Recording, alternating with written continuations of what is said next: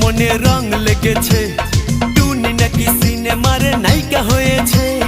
রং লেগেছে, টুনির রং লেগেছে, টুনি নাকি সিনেমার নায়িকা হয়েছে। সেই ছবিতে নায়ক নাকি থাকবে সাকিব খান, ছবিটার নাম নাকি তুমি আমার জান।